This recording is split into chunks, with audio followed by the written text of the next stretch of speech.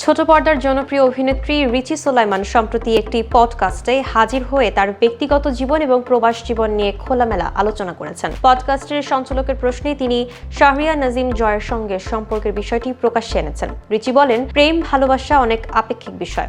কাজ করতে গিয়ে অনেকের সঙ্গে ভালো লাগা তৈরি হতে পারে, ডিরেক্টরের সঙ্গে, ক্যামেরাম্যানের সঙ্গে। তবে রিচি খোলাসা করেন যে জয়ের সঙ্গে তার সম্পর্ক মূলত বন্ধুত্বের ভিত্তিতে গড়ে উঠেছিল।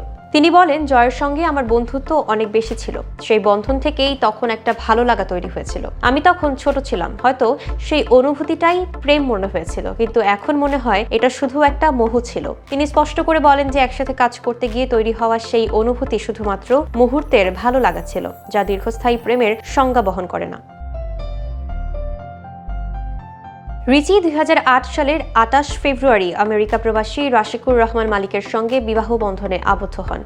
যদিও বর্তমানে কিছুদিন বিরতি নিয়েছেন, তিনি অভিনয় কর্মকে পুরোপুরি ছাড়েননি। প্রবাস জীবন এবং অভিনয় মেলানোর এই যাত্রা রিচির জন্য এক নতুন অভিজ্ঞতা হিসেবে কাজ করেছে।